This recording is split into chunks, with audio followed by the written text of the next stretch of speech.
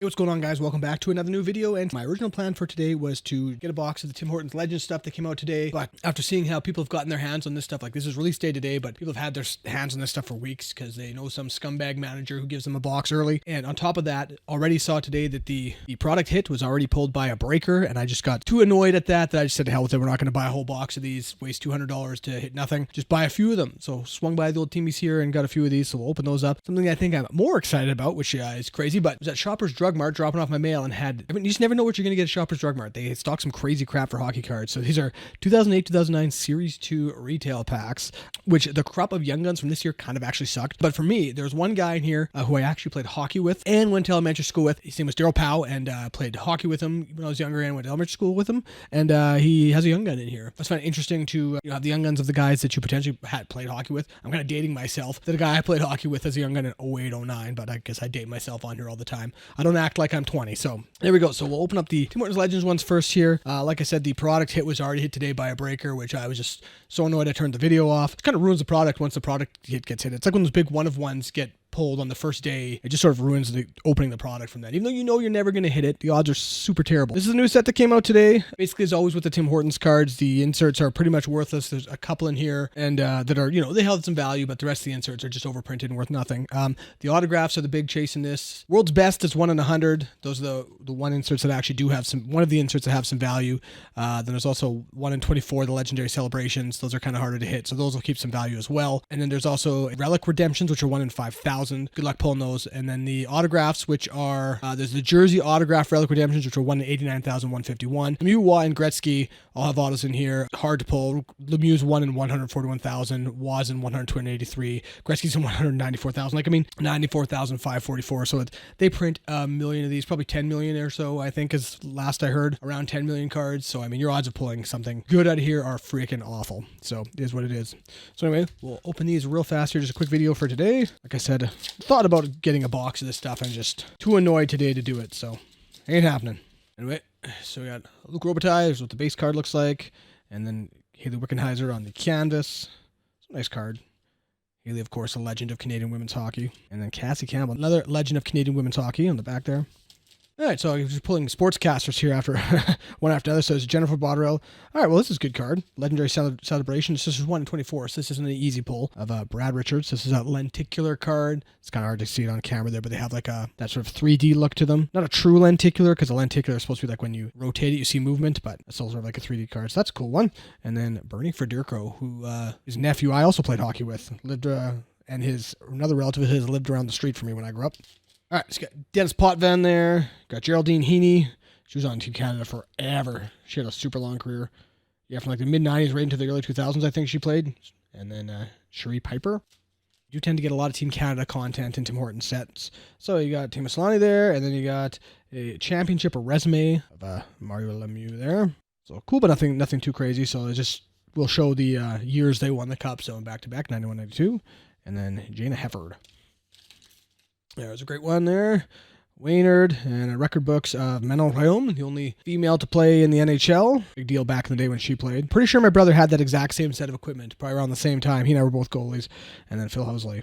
All right, now we'll rock these old packs here. These are only $1.50 at Shoppers Drug Mart. And they also have, this is by a company called Rossner Distribution Inc., which is very interesting. And they also have ones with MVP, I think it's 1920 MVP, and they have top stickers in there with them. And then there's also 1920 O-Pee-Chee that you don't get a top sticker set with. But what's interesting is you can also get the top stickers by themselves for $1.50. So it's like getting a free pack of hockey cards with your stickers. If stickers are your thing. So here's your base design from 08-09. Darcy Tucker on the Avalanche. So pretty simple design. Definitely a throwback, that's for sure. And you had years of stats they would put on the back there. RJ Humberger, nice. I like this is cool. So like the little blurb is about his debut, as opposed to like nowadays the blurb they put on the back is about like he got an assist in one game in the middle of the season versus a team in a game no one cares about. I don't know why they do that now. Andrew Burnett, right on. Yeah, so here you go. He scored the last goal against Patrick Waugh. Like, cool. That's a cool blurb about the guy, not just, he got an assist and they beat the Avalanche one game, one time. So look at you get a super thick insert in these, which is pretty crazy. 20% off your next purchase. I wonder if this code is still valid. It's not. Darn. Ooh, here we got our victory rookie. So yeah, that's right. Inserts. Interesting inserts. So 2 inserts. So we got Ben Bishop. That's actually a cool one. Bishop had a long career, Tampa Bay forever, and then finished off in Dallas, I think. And then Colton Gillies. He also had an okay career. So we got 2 victory rookies there. And then Hal Gill, who only probably just retired, I think. Hal Gill had a long career too. Marco Sturm and Braden Coburn. So I admittedly was not into hockey cards at all back when this stuff came out. Into hockey cards like massively as a kid, up until probably like 10 or 12, and then sort of took a hiatus until just like fairly recently. It's just one of those weird things that, like, as much as I love hockey cards, I always have loved hockey cards, I just sort of ignored them. I don't know why. But anyway, so we're looking for a young gun here. Particular young gun, we're probably not going to find him. So it's kind of hard to read actually. There's Kyle Calder, Rob Blake, love that. Mark Denny, Canadians. You got a Tuukka Rasks. That would have been what? Yeah, second year Tuukka. 0708 was his first year. He's just retired. And then another one of these. So thinner. These graphics are so like mid-2000s, like crappy computer graphics. I love it. So we got a victory of a Radim Verbata. So we do get 2 in here. Weird inserts. There's Oli the goalie. And you got Cristobal Cristobal on the victory card. And then you got Ovi on the checklist. So that's 351 to 450. Cool checklist. So I enjoy opening this old stuff. It's fun to see what they did in the interim when I was out of the hobby. And it's fun to see sort of like how things have changed just in the last few years. Obviously, since I stopped collecting, like when I really stopped collecting was like 98, 99. And obviously even from then to here changed a lot. And then from 99 to when I started collecting here recently, like massive changes. So Andrew Burnett, Nikolai Kabebulin, the Bulin wall. He just sweat so much from his feet that he had to drill holes in his skates to drain the sweat out. What a weirdo. Goalies are crazy.